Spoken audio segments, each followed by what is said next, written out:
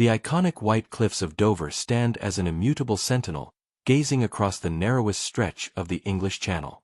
For centuries, these majestic chalk giants have been more than just a geological marvel. They are the very embodiment of Britain's defiance, a natural fortress against invasion, and a silent witness to countless pivotal moments in history.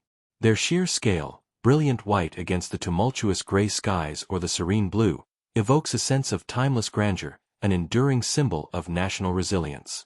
But beneath their wind-swept summits, carved into the very heart of this ancient landscape, lies a story of urgent wartime necessity, engineering brilliance, deliberate erasure, and ultimately, a triumphant rediscovery that echoes a forgotten chapter of the Second World War.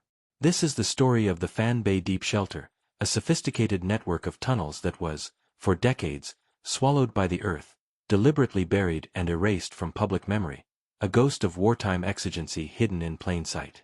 It's an enigma, a testament to the extreme measures taken during a period when Britain stood on the brink, and a compelling reminder that even the most massive undertakings can vanish, leaving behind only whispers and forgotten blueprints. To uncover its truth is to peel back layers of chalk and history, revealing not just an astonishing feat of engineering, but the very pulse of a nation under siege. In the dark days of 1940, as the roar of German engines filled the skies and the threat of invasion loomed large over Britain, Dover transformed into what became grimly known as Hellfire Corner. This small, strategically vital port town was on the front line, subjected to relentless shelling from German long-range artillery positioned across the Channel in occupied France. Day and night, shells rained down, turning streets into rubble and testing the resolve of its inhabitants and the thousands of troops stationed there. The very air vibrated with the constant threat, a chilling symphony of war where survival was a daily struggle.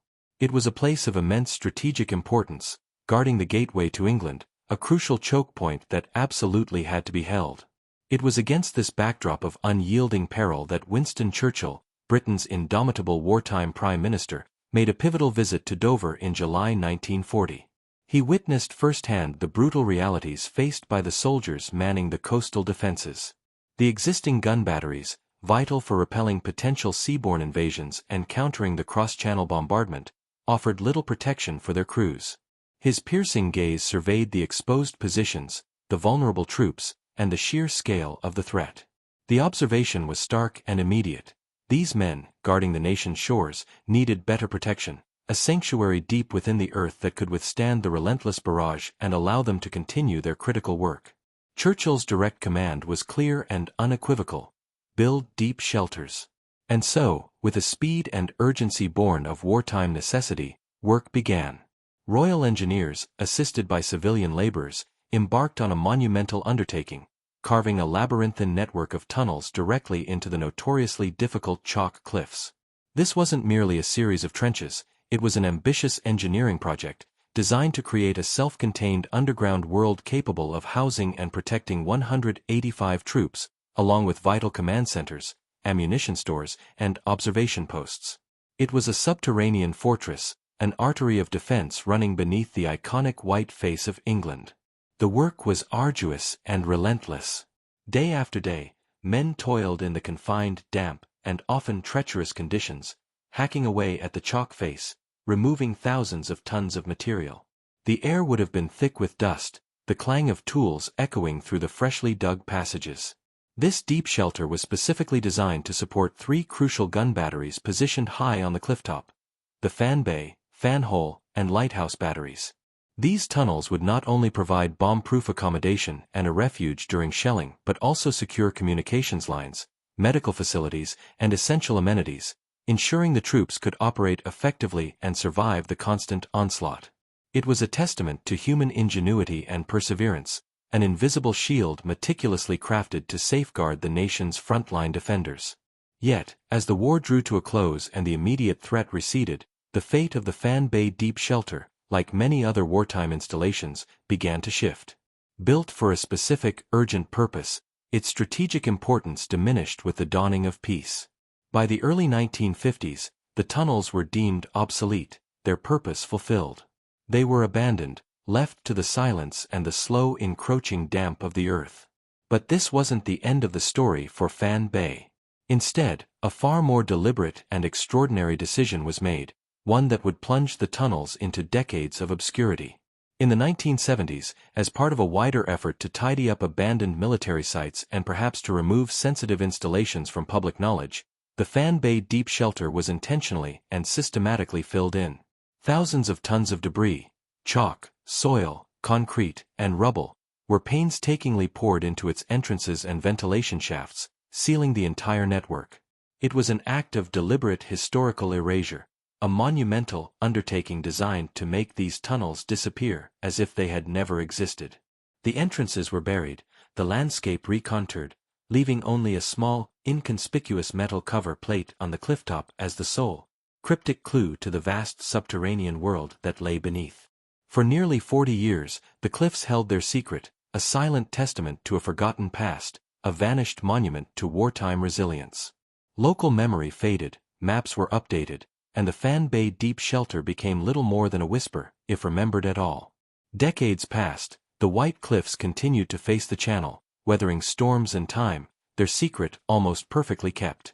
But history, like the chalk itself, has a way of resisting absolute erasure. The National Trust, custodians of this magnificent stretch of coastline, harbored a persistent curiosity. Driven by fragmented historical records, old military plans, and the intriguing presence of that lone metal plate, they began to investigate. It was a historical detective story, a quest to peel back the layers of concealment and uncover what had truly been lost. Their meticulous research and eventual excavation efforts were a journey into the past, a slow, painstaking process of removing tons of infill, revealing first small chambers, then connecting passages, and finally, the astonishing scale of the entire network. The rediscovery of the Fan Bay Deep Shelter was not just an archaeological triumph, it was a profound act of remembrance. It breathed new life into a forgotten chapter of Britain's wartime narrative, bringing to light the incredible lengths to which a nation went to protect its shores and its people. This wasn't just an empty tunnel, it was a poignant, tangible link to the men who endured the horrors of Hellfire Corner, a window into their daily lives, their fears, and their unwavering determination. As we journey deeper into this remarkable site, we will uncover the stories etched into its chalk walls, explore the ingenuity of its construction. From these very cliffs, the immutable sentinels of British resolve, England gazed across the narrowest stretch of the Channel in 1940, not at a distant, benign horizon, but into the very maw of Nazi-occupied Europe. The geographical reality of the Dover Strait, a mere 21 miles wide at its closest point, transformed overnight from a symbol of Britain's island sanctuary into its most vulnerable frontier. With the swift and brutal fall of France in May and June of 1940, the coastal towns of Calais and the Pas-de-Calais region, just a ferry ride away in peacetime, were now under the iron fist of the Wehrmacht. Suddenly, the ancient port town of Dover, for centuries a gateway to the continent, found itself thrust onto the front line, directly facing an enemy whose ambitions stretched far beyond a mere channel crossing. Dover was more than just a coastal town, it was the jugular of England's wartime effort. Its deep water port, protected by the very chalk cliffs that framed it, was an indispensable artery for everything from troop movements and vital supplies to the very lifeline of a nation under siege. Weeks before the full weight of the Nazi occupation settled on the French coast, Dover had already played a heroic, desperate role in Operation Dynamo, the evacuation of Dunkirk. From its docks, countless small ships, naval vessels, and civilian craft, having braved the inferno of the French beaches, returned laden with exhausted but resilient soldiers, a testament to the town's unwavering spirit and critical logistical capacity. The port facilities, despite constant aerial bombardment and the ever-present threat of attack, became the nerve center for resupplying the remaining British expeditionary force and preparing for the arduous task of defending the homeland. But Dunkirk was merely a prelude to the relentless torment that awaited Dover. As the summer of 1940 dawned, the town earned a new, chilling moniker, Hellfire Corner. From across the channel, the German military established colossal cross-channel artillery batteries, their massive guns capable of hurling shells weighing hundreds of pounds over the 21 miles that separated France from England. Day after day, often without warning, the serene channel skies would be ripped apart by the scream of incoming shells, followed by earth-shattering explosions that tore through homes, businesses, and lives. The iconic White Cliffs, once a symbol of defiant permanence, now became a shield, albeit one constantly tested by the very real and immediate threat of German ordnance. Imagine living in Dover during those terrifying months. The constant thudding of distant guns, the shrill whistle of shells traversing the channel, the sickening impact that rattled every windowpane and sent shivers down every spine. There was no true safe haven. Basements and makeshift shelters offered scant comfort against a direct hit. Children grew accustomed to the air raid sirens and the sight of smoke plumes rising from damaged buildings. The psychological toll was immense. Civilians lived on a knife edge, their routines dictated by the unpredictable rhythm of enemy fire. Yet, amidst the terror and destruction, a fierce, defiant resilience took root. This was England's doorstep, and every shell that landed was a brutal reminder of the fight for survival. Winston Churchill, with his unparalleled understanding of both strategy and symbolism, recognized Dover's unique predicament and its paramount importance. He visited the town on several occasions, his presence a powerful reassurance to the embattled populace and a clear signal of the government's commitment to its defense. He understood that defending Dover was not merely about protecting a port or a town. It was about defending the very idea of Britain's island fortress. If the Germans could routinely shell English soil with impunity from their occupied positions, it struck a blow not only to the physical infrastructure but also to the morale and confidence of the entire nation. It demonstrated a frightening proximity, a tangible encroachment that fueled fears of the impending invasion. The Battle of Britain raged in the skies above, with Spitfires and Hurricanes dogfighting with Messerschmitts and Heinkels, but on the ground in Dover, the battle was more visceral, more immediate.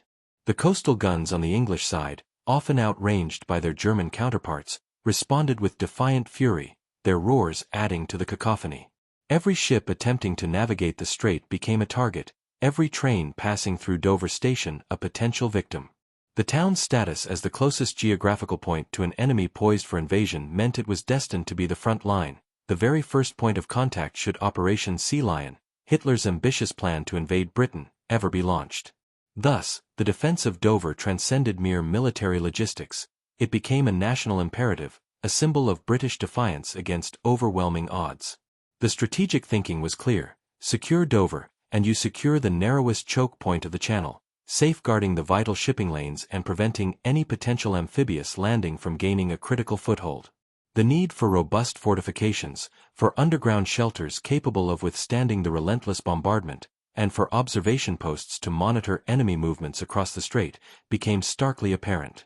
It was out of this immediate pressing necessity that projects like the Fan Bay Deep Shelter, tunnels dug deep into the very heart of the iconic White Cliffs, were conceived, a subterranean network designed not just to house troops and guns, but to embody England's unyielding determination in its darkest hour.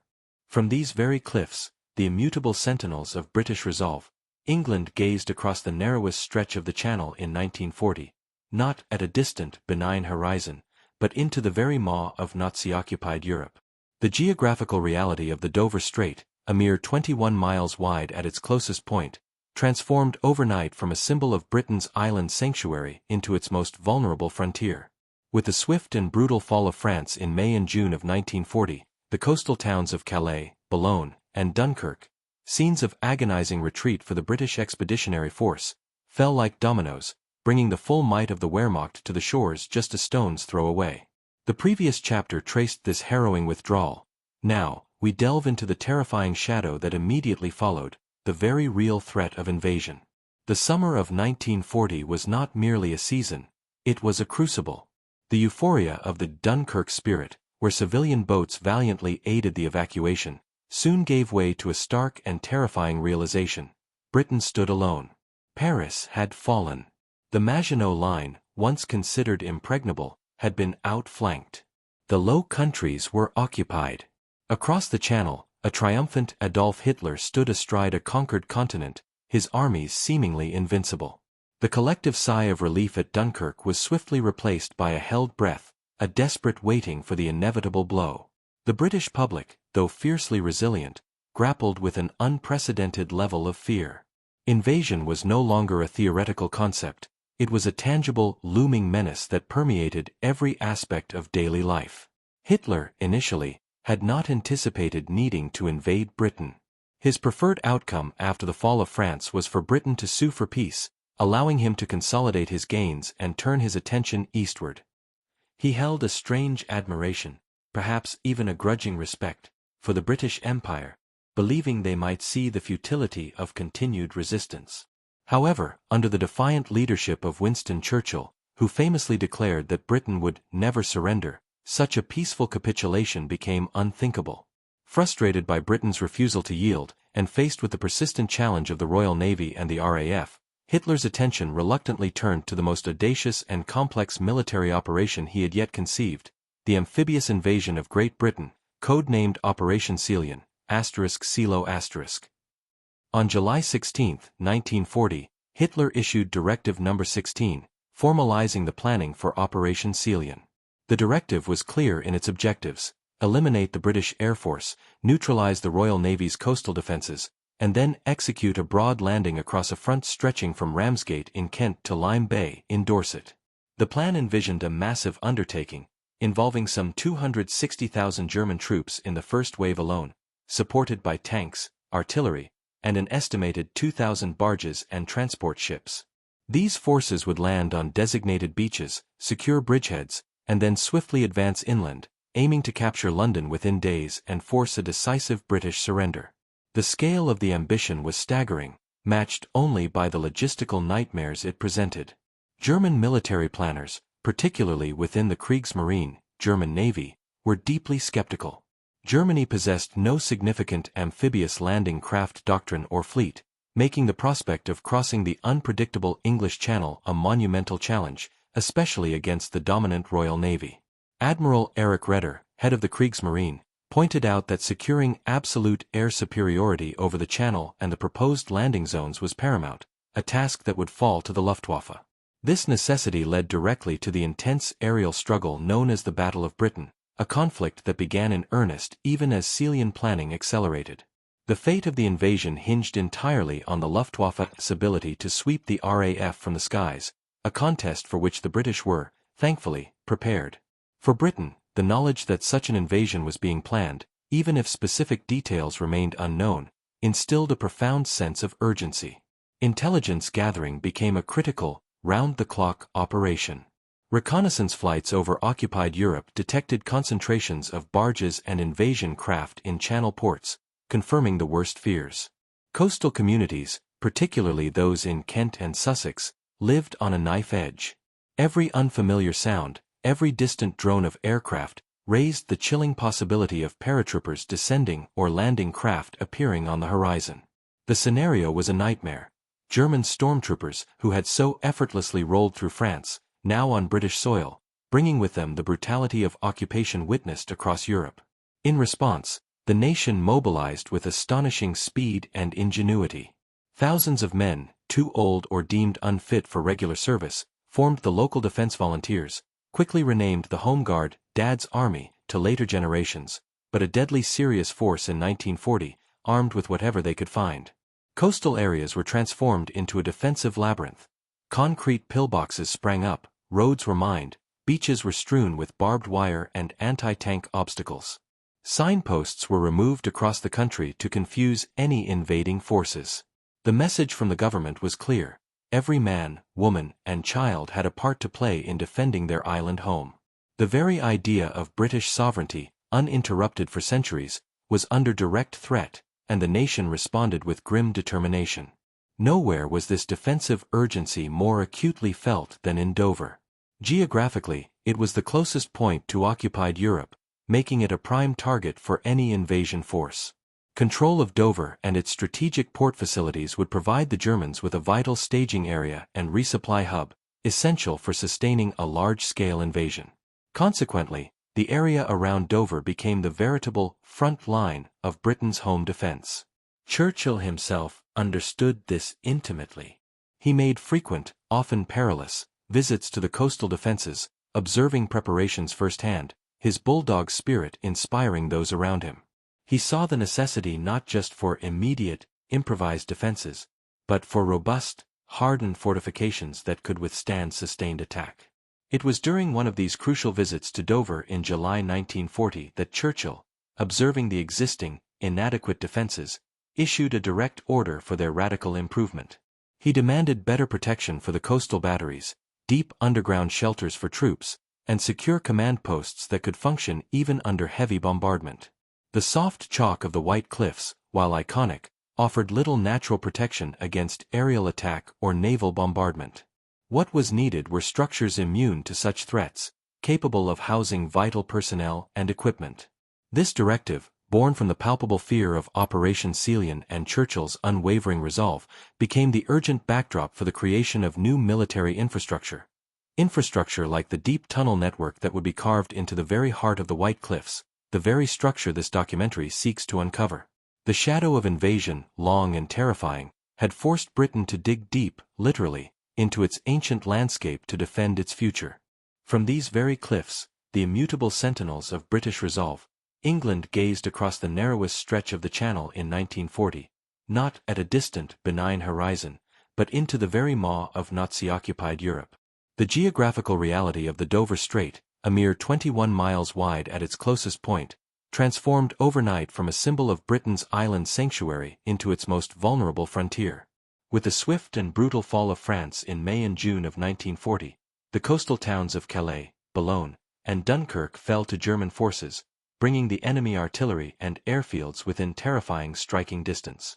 The threat of invasion, code-named Operation Celian by the Germans, loomed larger than any in 1,000 years, casting a dark shadow across the nation.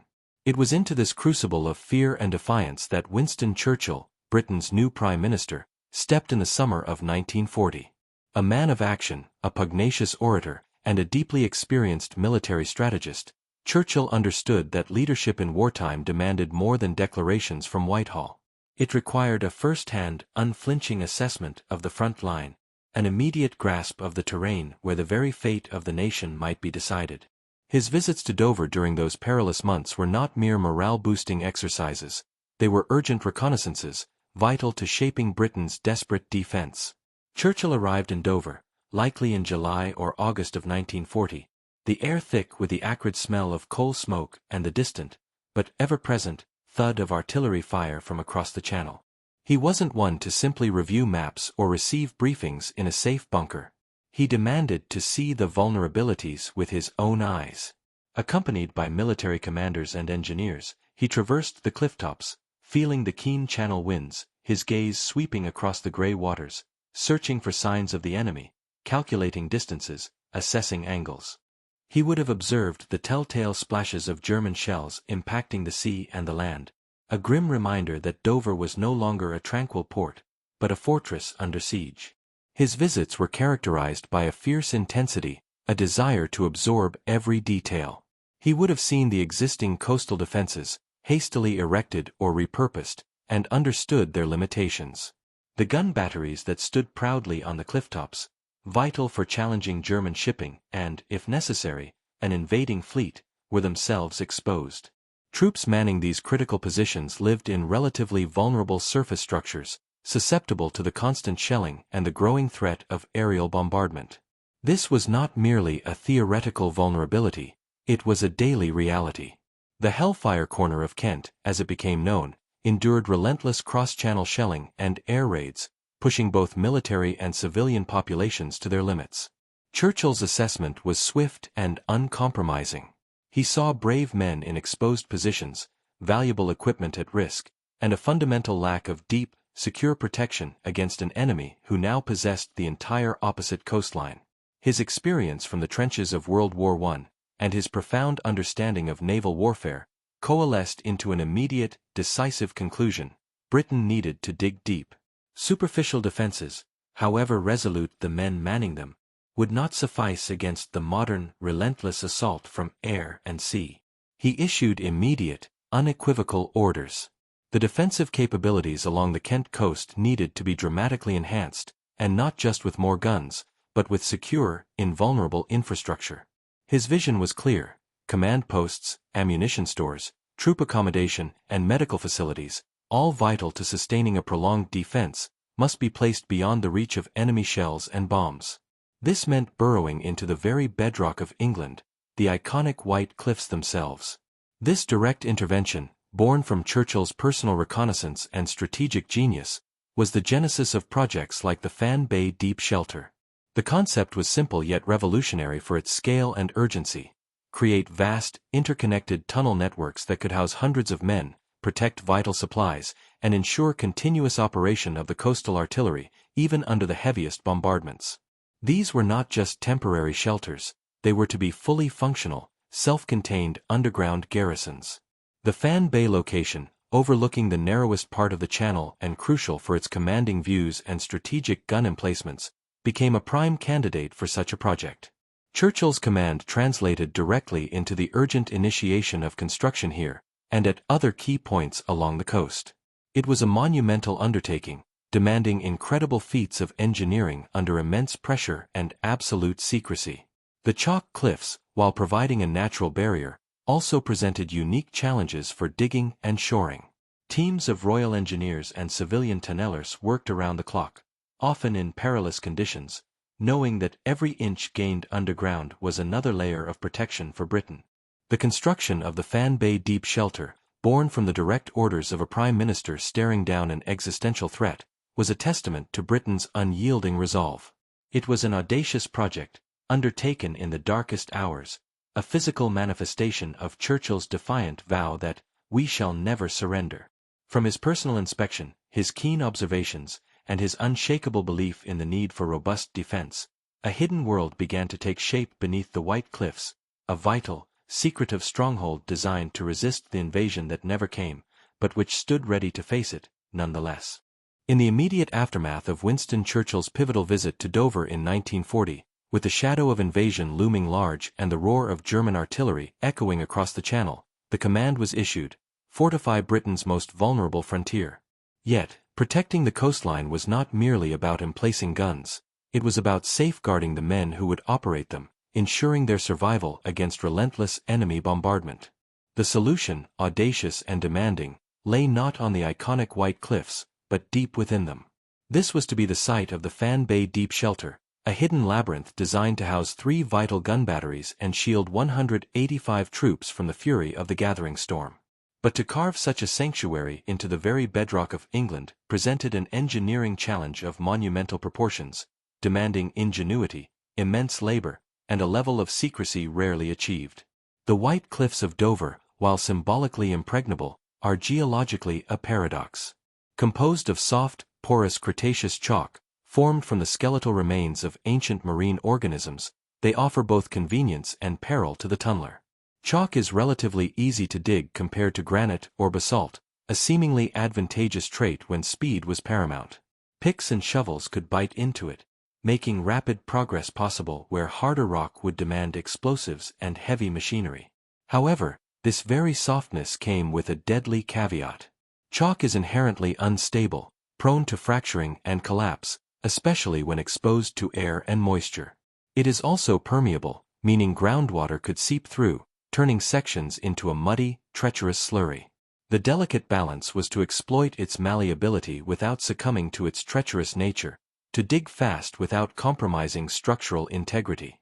The excavation began with an urgency few projects have ever demanded. It was a predominantly manual undertaking, a testament to the raw strength and unwavering determination of the men involved. Armed with picks, shovels, and later, pneumatic drills, teams of Royal Engineers and skilled civilian contractors began to systematically carve out the network of tunnels. The air, thick with chalk dust, made every breath a struggle, every swing of the pick an act of endurance. As the chalk was hewn from the living rock, it had to be removed. This, muck away, was a relentless logistical dance. Wheelbarrows, trundled by weary men, ferried the excavated material to the cliff edge. But the disposal couldn't be obvious. Piles of fresh white chalk dumped brazenly below would immediately betray the project's existence to enemy reconnaissance aircraft or naval observers. Instead, the chalk was often dispersed at night, scattered discreetly over the cliff face, or even used to subtly alter existing contours, mimicking natural erosion. Every shovelful, every barrow load, was a move in a desperate game of camouflage. The inherent instability of the chalk meant that structural support was not merely a desirable addition, but an immediate necessity. As soon as a section of tunnel was excavated, it had to be reinforced. Without delay, timber shoring was erected, heavy wooden beams and planks wedged tightly against the tunnel walls and roof, providing temporary support. This was often followed swiftly by more permanent solutions. Steel ribs, bent into the characteristic arched profile of the tunnels, were brought in and bolted into place, providing a skeletal framework. Finally, layers of concrete were applied, often sprayed onto the chalk face and over the steel, creating a robust, permanent lining that sealed off the unstable rock and provided a smooth, durable surface. This multi-layered approach, immediate timber, followed by steel, then concrete, was a race against time and gravity, with the safety of every worker depending on the speed and precision of their peers. Working deep within the cliffs brought its own set of environmental hazards. The permeable nature of the chalk meant a constant battle against ingress water. Pumps had to operate continuously, draining away seeping groundwater that could otherwise turn the tunnel floor into a treacherous quagmire, undermine supports, or simply make the working conditions intolerable. Equally critical was ventilation. With men toiling in enclosed spaces, often using equipment that produced fumes and dust, fresh air was vital for health and productivity. Air shafts were drilled from the clifftop down to the tunnel network, sometimes disguised as innocuous structures on the surface. Powerful industrial fans then pushed fresh air through the labyrinth, displacing stale, dust-laden air. Lighting, too, was a challenge. In the early stages, carbide lamps cast flickering, smoky light, but as the tunnels progressed, temporary electric generators provided more consistent illumination, allowing for safer and more efficient work, even in the deepest recesses. The men who undertook this grueling subterranean labor were a diverse, yet unified force. Predominantly made up of Royal Engineers, whose expertise in military construction was indispensable, they were augmented by civilian contractors and likely members of the Pioneer Corps, groups renowned for their heavy construction capabilities. They worked around the clock, often in 3 8-hour shifts, pushing themselves to the limit under the relentless pressure of wartime urgency. The conditions were brutal, cramped, damp, dark, and noisy. The constant threat of collapse, the ever-present chalk dust coating lungs and eyes, the sheer physical exertion, all demanded an extraordinary level of resilience and courage. These were men building not just tunnels, but a lifeline for their comrades, understanding that every foot of progress contributed to the nation's defense. The entire operation was shrouded in the deepest secrecy. Any hint of such a significant defensive undertaking at Fan Bay could have attracted devastating enemy attention. Work was often prioritized during hours of darkness or during periods of heavy fog, when visibility from the sea or air was minimal. Equipment was camouflaged, access routes restricted, and all personnel sworn to silence. Yet, hand in hand with this meticulous secrecy was an incredible demand for speed. The threat of invasion wasn't a distant possibility, it was an imminent reality. Every day counted. The tunnels had to be completed and operational before the anticipated assault. This relentless pressure forged an extraordinary pace of construction, a feat of engineering and human endurance that saw an entire subterranean complex, comprising living quarters, ammunition stores, and command posts, emerge from the chalk cliff face in a matter of months, not years. By the time the Fan Bay Deep Shelter was fully operational, it represented not just an engineering marvel, but a profound statement of resolve. What began as an urgent response to an existential threat had culminated in a formidable defensive position, hidden from plain sight, ready to play its part in the titanic struggle for survival. The challenge of digging into the chalk had been met, the tunnels complete, ready to shelter 185 men. But the story of the Fan Bay Deep Shelter did not end with its construction. Its operational life, the role it played in guarding the nation, and its eventual, dramatic abandonment and rediscovery, are tales yet to be told. Above, the iconic white cliffs of Dover stood as an unyielding symbol of British defiance, their chalk faces a beacon of hope and a bulwark against the encroaching enemy. But beneath those very cliffs, hidden from the gaze of both friend and foe, lay a different kind of fortress, the Fan Bay Deep Shelter. It was a purpose-built haven, not merely for guns, but for the 185 souls tasked with operating them. For these men, the war was fought not under the open sky, but deep within the earth, in a subterranean world that became their entire existence. Stepping down into the shelter was like entering another dimension. The natural light of the Kent coastline, the fresh sea air, the sounds of birdsong, all vanished, replaced by an enclosed, man-made environment carved from the solid chalk. The air, perpetually cool and damp, carried the faint, metallic scent of machinery mixed with the earthy smell of the tunnels themselves, and perhaps, a lingering hint of stale cigarette smoke and nervous sweat. The constant, low hum of the generators and the whir of the ventilation system were the omnipresent soundtrack, a monotonous drone that underscored every waking and sleeping moment, a reminder that their very survival depended on these unseen mechanisms. Life within Fan Bay was defined by proximity. These were not spacious barracks. Space was a luxury utterly unknown. The dormitories, if they could be called that, were tight, functional areas where rows of bunks, often stacked 2 or 3 high, lined the chalk walls. Personal space was a myth. A soldier's entire world was condensed into the small locker beneath his bunk, and the few inches of air around him. Every movement, every conversation, every sigh was shared. Privacy was surrendered at the entrance to the tunnels, replaced by an enforced intimacy that, for some, fostered deep bonds, and for others, a quiet, internal struggle against claustrophobia. A typical day began not with the rising sun, but with the jolt of reveille echoing through the narrow passages, its stark clang cutting through the perpetual dimness of the electric lights. After a quick scramble to basic ablutions, communal washing facilities where hot water was a precious commodity, it was off to the mess hall. Here, amidst the clatter of plates and muffled chatter, the men would consume their standard wartime fare. Hearty, but often monotonous, meals designed for sustenance rather than delight. Porridge, hardtack, stew, all washed down with strong hot tea, provided the fuel for the long hours ahead. The core purpose of Fan Bay was to protect the gun batteries, and much of the daily routine revolved around this critical mission. Gunners spent hours meticulously cleaning, maintaining, and inspecting the 6-inch Mark 7 guns, ensuring every bolt and lever was in perfect working order. Ammunition handlers, often the youngest and strongest, faced the back-breaking task of moving heavy shells and cordite charges from the secure magazines to the gun positions, a dangerous dance that required precise coordination and unwavering focus. Engineers and mechanics would be down in the generator rooms, tending to the machines that powered the shelter's lights and ventilation, vital arteries for this underground heart. Communications specialists manned their posts, their ears trained for any signal, their voices ready to relay vital information, connecting the men below to the unfolding drama above. But life wasn't just about the guns. There were fire drills, gas mask practice, and constant patrols of the tunnels to ensure structural integrity and security.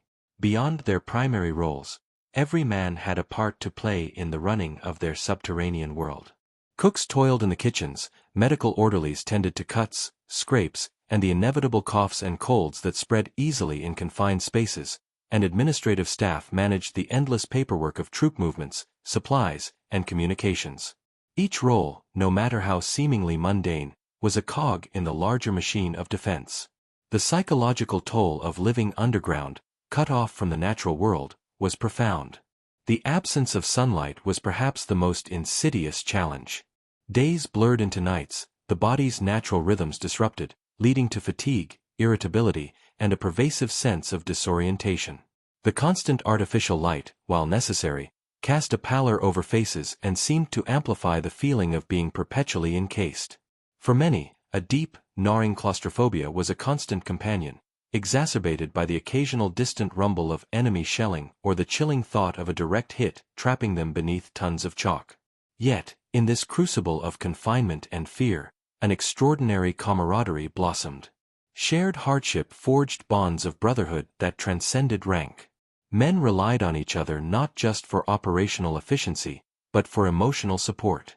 Jokes, stories, games of cards, and the precious ritual of writing and receiving letters from home became lifelines, brief respites from the grim reality outside and the enclosed reality within. These small acts of defiance against the gloom provided vital pockets of humanity, moments where the soldiers could simply be men, rather than just cogs in the war machine. The sudden blare of an alert siren would shatter any illusion of normalcy, instantly transforming the quiet hum of the tunnels into a frenzy of ordered chaos. Men would drop everything, scrambling to their battle stations, the adrenaline coursing through their veins. The air would thicken with a silent tension as they waited, poised, for the command to fire, or for the earth-shaking thud of bombs impacting the cliffs above. In those moments, the claustrophobia vanished, replaced by a singular, intense focus on duty and survival. Life at Fan Bay Deep Shelter was a testament to human adaptability and resilience. It was a world hidden beneath the iconic symbol of British defiance, a constant reminder that the war was fought not just on battlefields, but in the unseen, unsung corners where ordinary men performed extraordinary tasks under unimaginable conditions. They lived, worked, and waited in a fortress carved from the earth, their daily lives a silent, enduring contribution to the defense of their nation. Deep within the chalky heart of the White Cliffs, the Fan Bay Deep Shelter offered sanctuary and a command center for 185 souls. But their true purpose, their reason for enduring the subterranean gloom, lay on the exposed cliff-tops above, the formidable gun batteries, the true sentinels of the channel. These were not mere emplacements. They were the steel-clad fists of Britain, poised to strike, a stark warning to any enemy contemplating the narrowest stretch of water between Britain and occupied Europe.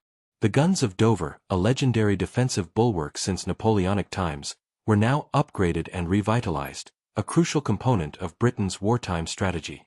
The strategic importance of this stretch of coastline cannot be overstated.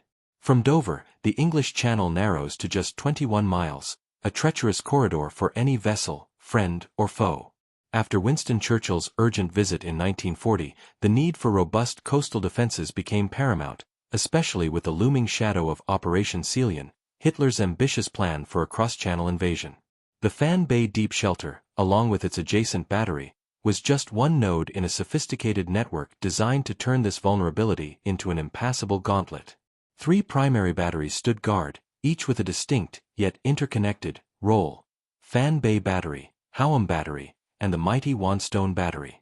Together, they formed an interlocking web of fire, capable of deterring, engaging, and destroying any threat that dared to approach. Fan Bay Battery, positioned directly above the deep shelter it supported, was armed with 2 powerful 6-inch Mark 7 naval guns. These were not modern rapid-fire weapons by later war standards, but they were robust, reliable, and possessed a formidable punch. Originally designed for dreadnoughts and cruisers of the First World War, their repurposing for coastal defense underscored the urgency of Britain's need.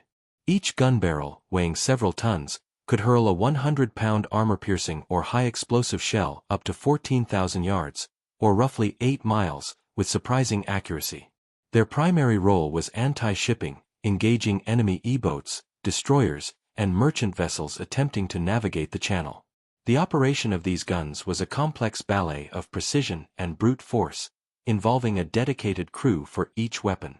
A typical gun crew comprised around 12 men: the layer, who adjusted the gun's elevation; the trainer, who moved it horizontally; ammunition handlers, breech operators, and the commander who oversaw the entire process.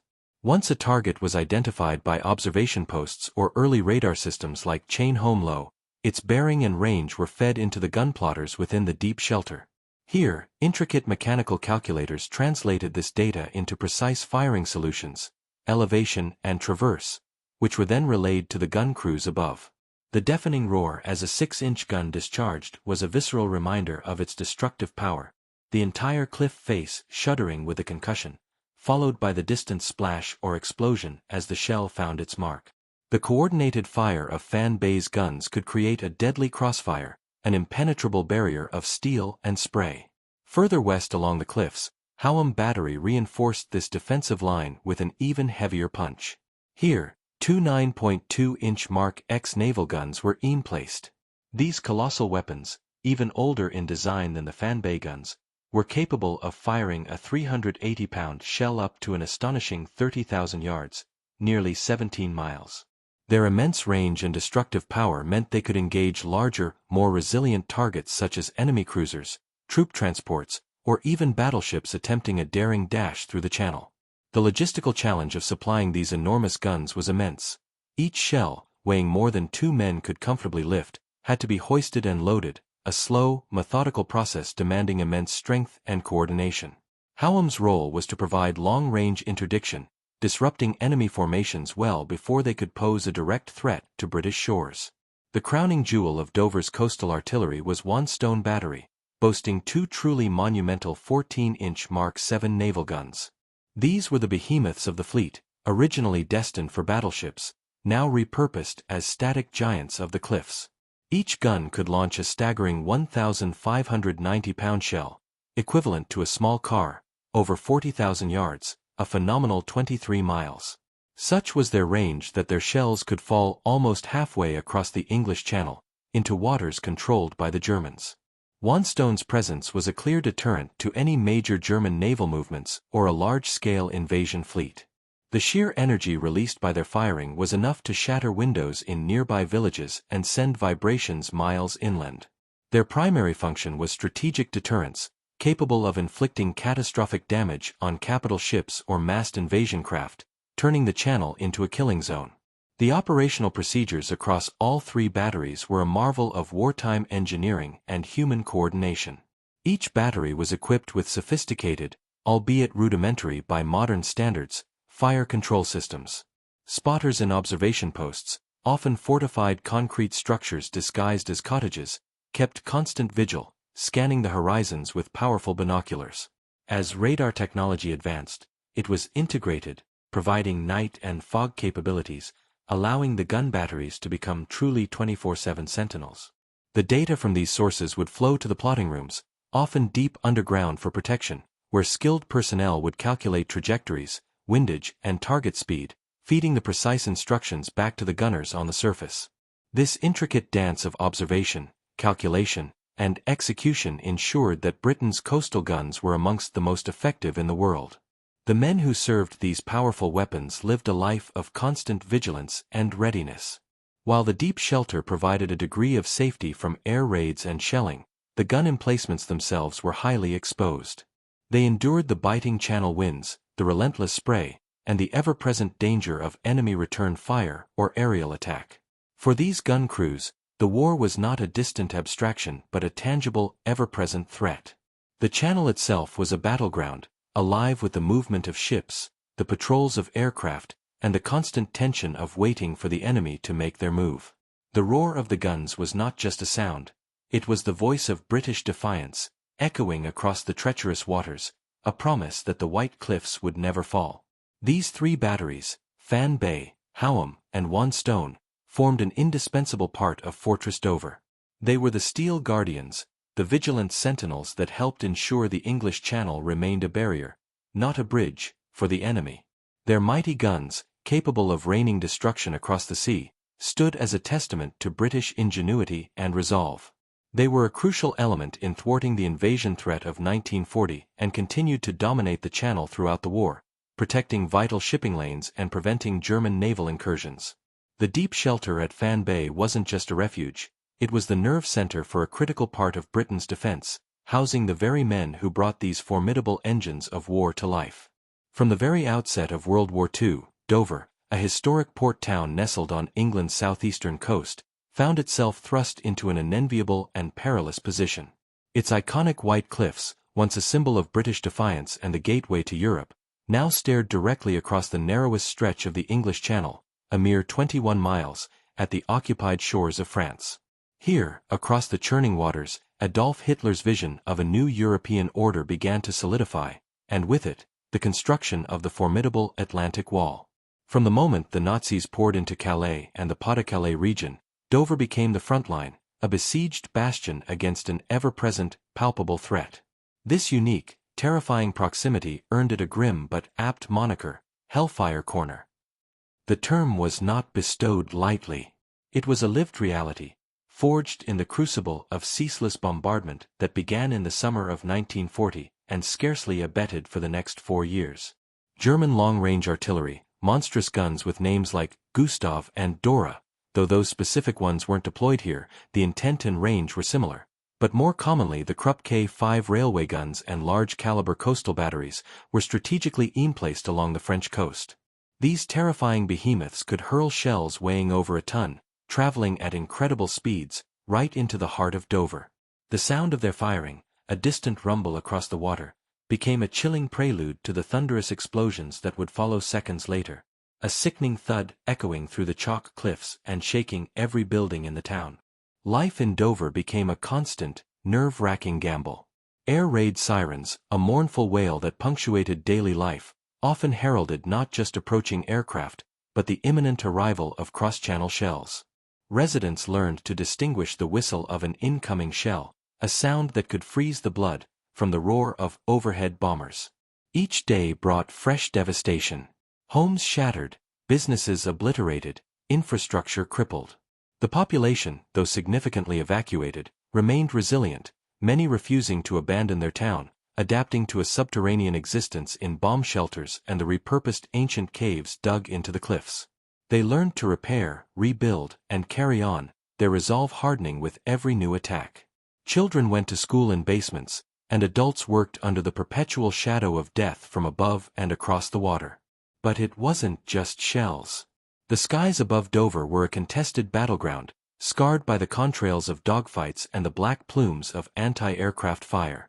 German air raids were frequent, targeting not only the town itself but critically, the vital shipping lanes of the channel. Fast, low-flying, tip-and-run raids by Luftwaffe fighter bombers aimed to disrupt shipping, sowing chaos and fear. They sought to starve Britain, to sever its maritime lifelines. The sheer audacity of these attacks, often launched by a handful of aircraft darting across the water, added another layer to Dover's harrowing ordeal. This relentless, multi-pronged assault aimed not only to destroy but also to break the spirit of the British people, a psychological war waged with steel and explosives. This is precisely where the formidable gun batteries, like those protected by the Fan Bay Deep Shelter, came into their own. They were not passive recipients of German aggression. They were Britain's steel-clad fists, poised to strike back, a direct and defiant response to the relentless enemy fire. The guns at Fan Bay, alongside others dotted along the coast, formed a crucial part of the Dover garrison. Their primary mission was multifaceted: to defend Dover itself, to protect the vital shipping convoys navigating the treacherous waters of the Channel, and crucially, to engage and silence the German long-range batteries across the strait. The crews in these batteries, having endured the subterranean gloom of places like Fan Bay, emerged to man their exposed emplacements, facing the very fire they sought to return. They lived under intense pressure, constantly on alert. When German shells screamed in, their response was immediate. The massive guns, their barrels aimed with precision, roared into life, spitting fire and thunder across the channel. Each shell fired was not merely a military action but a statement of unwavering resistance. It was a declaration that Britain would not be cowed, that its gates would not be breached, and that its vital sea lanes would remain open. The Channel was more than just a waterway. It was the essential artery for supplies, for troop movements, and for maintaining Britain's connection to the wider world. To allow the Germans to dominate, it would have been catastrophic, potentially paving the way for Operation Ceylon, the planned invasion of Britain. The guns at Fan Bay, therefore, were not just defending a small stretch of coast, they were defending the very integrity of the nation, securing the flow of resources that allowed Britain to fight on. Their engagement with enemy ships and U-boats attempting to disrupt convoys was equally critical, ensuring that food, fuel, and munitions reached their destinations. Winston Churchill's stirring words of "their finest hour" resonated deeply in places like Dover. It was here, in this beleaguered corner, that the finest hour was not merely a speech but a daily struggle for survival, a testament to the enduring courage of ordinary people and the steadfast resolve of the military personnel who manned the front lines. The constant back-and-forth shelling, the daily fear, the sight of shattered buildings, all contributed to the indelible image of Hellfire Corner, a place that epitomized Britain's defiant stand against tyranny. The Fan Bay Deep Shelter and its batteries were an integral part of this enduring saga, a hidden heart beating beneath the cliffs, connected to the steel giants above, all playing a critical role in keeping the enemy at bay and ensuring that the narrow seas remained, ultimately, unconquered. From the very outset of World War II, Dover, a historic port town nestled on England's southeastern coast, found itself thrust into an unenviable and perilous position. Its iconic white cliffs, once a symbol of British defiance and the gateway to Europe, now stared directly across the narrowest stretch of the English Channel, a mere 21 miles, at the occupied shores of France. Here, across the churning waters, Adolf Hitler's vision of a new European order began to solidify. For the initial years of the conflict, the threat to Dover manifested primarily in the form of conventional artillery bombardments from the French coast, relentless aerial bombing raids by the Luftwaffe, and the omnipresent danger of invasion. But as the war progressed into its later more desperate stages for the Axis powers, a new, far more insidious terror began to emerge from the darkness of German ingenuity, the V weapons. The year 1944 heralded a stark and terrifying escalation in the air war over Britain, and Dover, being directly on the front line, was once again among the first to experience this chilling innovation. Germany, facing mounting pressure on all fronts, unleashed its so-called vengeance weapons, Vergeltungswaffen, a desperate bid to turn the tide and break British morale. The first of these, the V-1 flying bomb, earned its infamous nickname, Doodlebug, from the Allies. It was a weapon unlike any seen before, a pilotless aircraft, essentially a small jet-propelled bomb, carrying a formidable payload of explosives. Its distinctive, sputtering pulse jet engine emitted a droning roar that became synonymous with dread across southeastern England. The sound of a V-1 approaching was a psychological weapon in itself. Unlike a conventional bomber raid, which allowed for at least some sense of human intention and the possibility of evasive action, the Doodlebug was an automaton of destruction. Its engine would cut out abruptly, signaling the terrifying moment its dive began, leaving those below in agonizing silence, waiting for the inevitable, indiscriminate explosion. There was no steering it away, no pleading with an unseen pilot. It was a cold, calculating delivery system of chaos, designed to instill widespread panic and despair. For the soldiers manning the coastal defenses, like those deep within the Fan Bay tunnels, the V-1S presented a new kind of challenge. While their primary mission was to operate the mighty anti-aircraft and coastal defense guns, observation became paramount. From their sheltered positions, and especially from the cliff-top gun emplacements, they would scan the skies, straining to catch sight of the fast-moving, low-flying bombs. Early detection was critical, not just for the limited anti-aircraft fire that could be directed at them, but also for sounding the alarm for civilian populations and coordinating the scramble of RAF fighter planes, which often bravely attempted to tip the V-1S off course with their wingtips or shoot them down over the channel. The Fan Bay tunnels, with their strategic vantage point over the Dover Strait, were perfectly situated to become an invaluable observation post in this new, desperate struggle against an unseen enemy. But the V-1S were merely the precursor to an even more terrifying development, the V-2 rocket.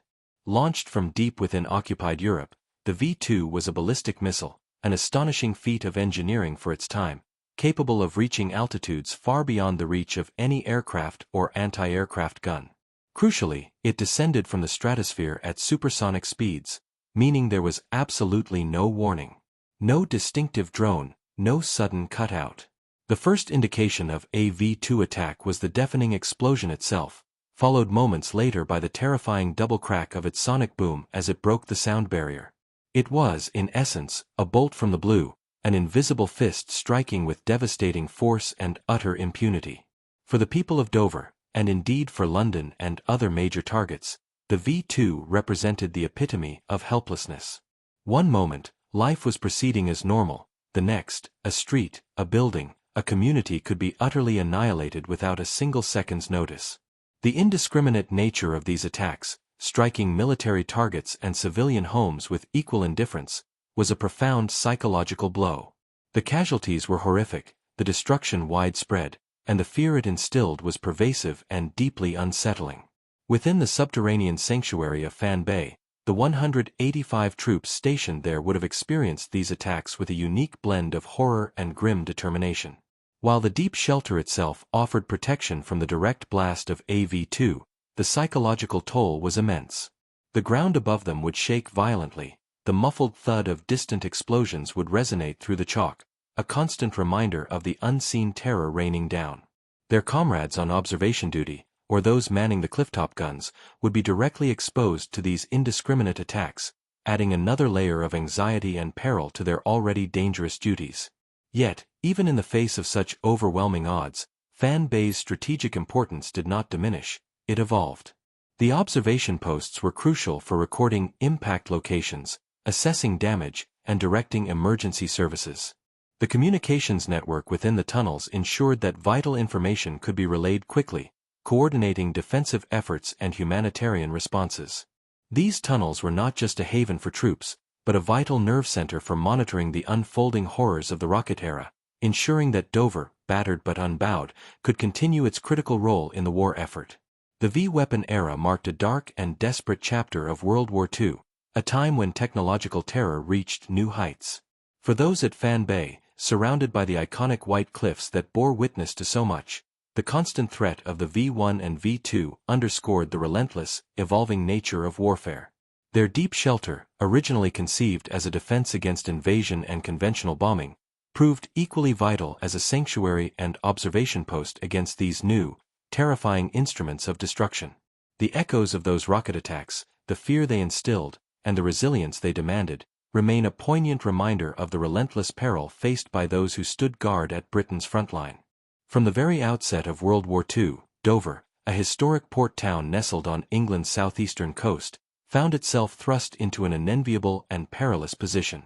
Its iconic white cliffs, once a symbol of British defiance and the gateway to Europe, now stared directly across the narrowest stretch of the English Channel, a mere 21 miles, at the occupied shores of France. Here, across the churning waters, Adolf Hitler's vision of a new European order began to solidify. For the initial years of the conflict, the threat to Dover manifested primarily in the form of conventional artillery bombardments from the French coast, relentless aerial bombing raids by the Luftwaffe, and the omnipresent danger of invasion. But as the war progressed into its later more desperate stages for the Axis powers, a new, far more insidious terror began to emerge from the darkness of German ingenuity, the V-weapons. The year 1944 heralded a stark and terrifying escalation in the air war over Britain, and Dover, being directly on the front line, was once again among the first to experience this chilling innovation. Germany, facing mounting pressure on all fronts, unleashed its so-called vengeance weapons, Vergeltungswaffen, a desperate bid to turn the tide and break British morale. The first of these, the V-1 flying bomb, earned its infamous nickname, Doodlebug, from the Allies. It was a weapon unlike any seen before, a pilotless aircraft, essentially a small jet-propelled bomb, carrying a formidable payload of explosives. Its distinctive, sputtering pulse-jet engine emitted a droning roar that became synonymous with dread across southeastern England.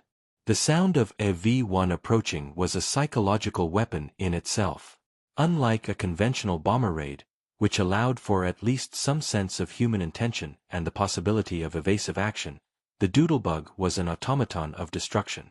Its engine would cut out abruptly, signaling the terrifying moment its dive began, leaving those below in agonizing silence, waiting for the inevitable, indiscriminate explosion. There was no steering it away, no pleading with an unseen pilot. It was a cold, calculating delivery system of chaos, designed to instill widespread panic and despair. For the soldiers manning the coastal defenses, like those deep within the Fan Bay tunnels, the V-1S presented a new kind of challenge. While their primary mission was to operate the mighty anti-aircraft and coastal defense guns, observation became paramount. From their sheltered positions, and especially from the cliff-top gun emplacements, they would scan the skies, straining to catch sight of the fast-moving, low-flying bombs. Early detection was critical, not just for the limited anti-aircraft fire that could be directed at them, but also for sounding the alarm for civilian populations and coordinating the scramble of RAF fighter planes, which often bravely attempted to tip the V-1S off course with their wingtips or shoot them down over the channel. The Fan Bay tunnels, with their strategic vantage point over the Dover Strait, were perfectly situated to become an invaluable observation post in this new, desperate struggle against an unseen enemy. But the V-1S were merely the precursor to an even more terrifying development, the V-2 rocket. Launched from deep within occupied Europe, the V-2 was a ballistic missile, an astonishing feat of engineering for its time, capable of reaching altitudes far beyond the reach of any aircraft or anti-aircraft gun. Crucially, it descended from the stratosphere at supersonic speeds, meaning there was absolutely no warning. No distinctive drone, no sudden cutout. The first indication of a V-2 attack was the deafening explosion itself, followed moments later by the terrifying double crack of its sonic boom as it broke the sound barrier. It was, in essence, a bolt from the blue, an invisible fist striking with devastating force and utter impunity. For the people of Dover, and indeed for London and other major targets, the V-2 represented the epitome of helplessness. One moment, life was proceeding as normal, the next, a street, a building, a community could be utterly annihilated without a single second's notice. The indiscriminate nature of these attacks, striking military targets and civilian homes with equal indifference, was a profound psychological blow. The casualties were horrific, the destruction widespread, and the fear it instilled was pervasive and deeply unsettling. Within the subterranean sanctuary of Fan Bay, the 185 troops stationed there would have experienced these attacks with a unique blend of horror and grim determination. While the deep shelter itself offered protection from the direct blast of AV2, the psychological toll was immense. The ground above them would shake violently, the muffled thud of distant explosions would resonate through the chalk, a constant reminder of the unseen terror raining down. Their comrades on observation duty, or those manning the clifftop guns, would be directly exposed to these indiscriminate attacks, adding another layer of anxiety and peril to their already dangerous duties. Yet, even in the face of such overwhelming odds, Fan Bay's strategic importance did not diminish, it evolved. The observation posts were crucial for recording impact locations, assessing damage, and directing emergency services. The communications network within the tunnels ensured that vital information could be relayed quickly, coordinating defensive efforts and humanitarian responses. These tunnels were not just a haven for troops, but a vital nerve center for monitoring the unfolding horrors of the rocket era, ensuring that Dover, battered but unbowed, could continue its critical role in the war effort. The V-weapon era marked a dark and desperate chapter of World War II, a time when technological terror reached new heights. For those at Fan Bay, surrounded by the iconic white cliffs that bore witness to so much, the constant threat of the V1 and V2 underscored the relentless, evolving nature of warfare. Their deep shelter, originally conceived as a defense against invasion and conventional bombing, proved equally vital as a sanctuary and observation post against these new, terrifying instruments of destruction. The echoes of those rocket attacks, the fear they instilled, and the resilience they demanded, remain a poignant reminder of the relentless peril faced by those who stood guard at Britain's frontline. The rumble of distant gunfire had finally faded, replaced by the cautious, then jubilant, sounds of peace. For Dover, a town that had lived under the constant shadow of enemy guns, the cessation of hostilities in 1945 brought an immense wave of relief, a collective exhale after years of unyielding tension. But even amidst the celebrations, a new reality began to emerge, subtly shifting the strategic landscape that had once defined places like Fan Bay Deep Shelter. The tunnels, born of desperate necessity and forged into the very chalk of England's defiant cliffs, had fulfilled their purpose, standing ready to repel an invasion that ultimately never came. With the Allied victory, their immediate, vital role evaporated almost overnight. The process of demobilization began swiftly across Britain, and the military installations along the White Cliffs were no exception. The 185 troops who had once called the subterranean depths of Fan Bay home, living a life of constant vigilance and readiness, were gradually withdrawn.